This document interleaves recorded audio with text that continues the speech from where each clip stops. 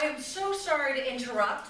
Adrian, you're going to have to forgive me. Look at the shock on his face. My name's Lucy van Oldenbarneveld, and I work with Adrian. I'm his co-host on CBC News, and I'm here for a very special presentation. I work with the United Way Community Builder Award. I'm really sorry to interrupt your gig, Adrian, but if you could just step aside for a second so that I can use this podium, you'll see what I'm here. You'll have to forgive me.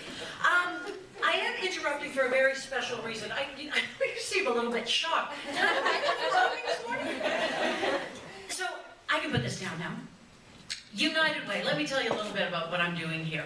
United Way is all about community building.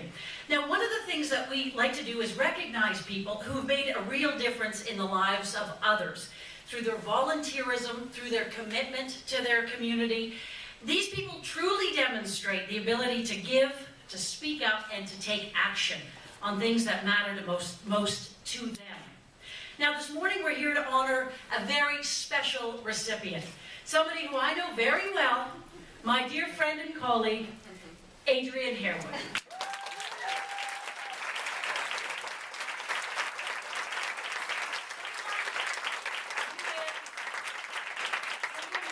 As you all know, an incredible community builder.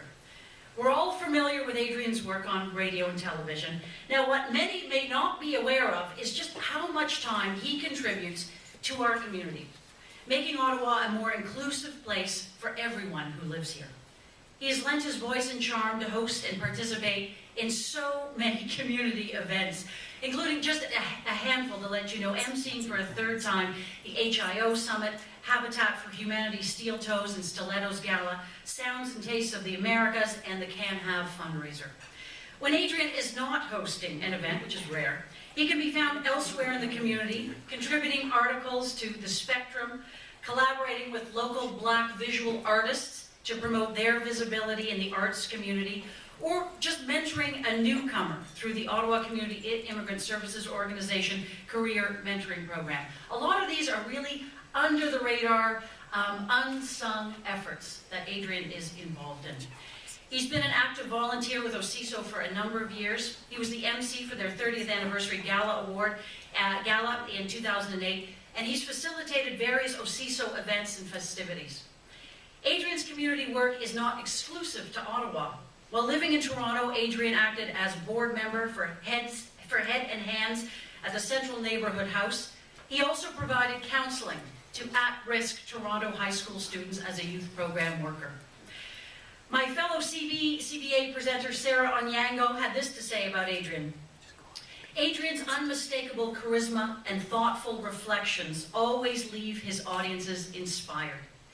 His ability to treat everyone he encounters with great humility, respect, and genuine interest is one of the reasons he is so highly regarded by fellow community advocates such as myself. That's from Sarah.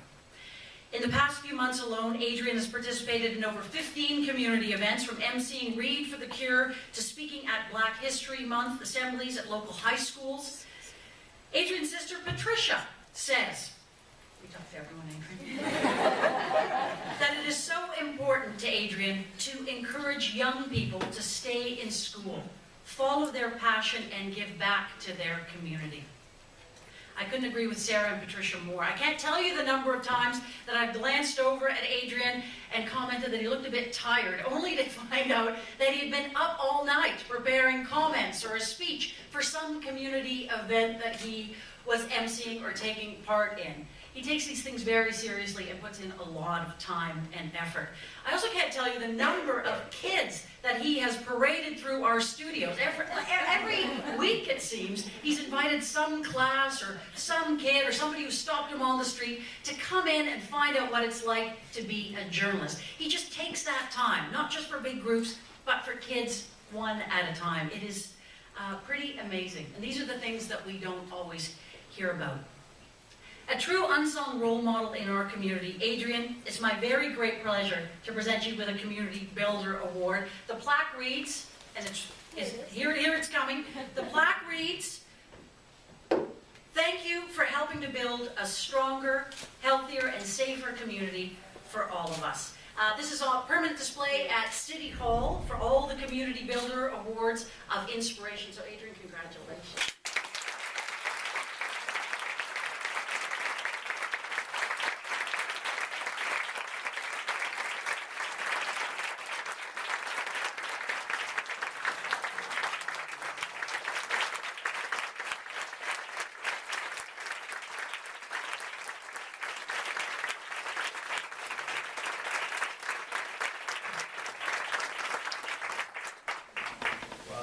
I'm speechless, so I'll have to say a few words.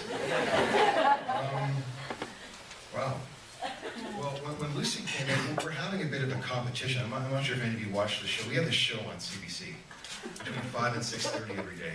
And we're having a food competition for the next month. So I'm on a paleo diet, meaning I can't eat dairy or refined sugar or wheat, and Lucy's on a vegan diet. So when Lucy came in, I thought it had something to do with this food fight. I'm really, first of all, thank you, Lucy, for those very, very kind words, and thank you for your generosity. And I just really appreciate all the kind words that were said and just your reaction. So thank you very much. I can't really say much more than that, other than I really value living in this community. It's a community that I think tries to embrace others. And I think that if we continue along this path, then we will certainly create a community in which each person can realize their full human potential living here in Ottawa. And I think that's really our ultimate goal. So thank you very much for this kind award, and let's go on with the real business at hand.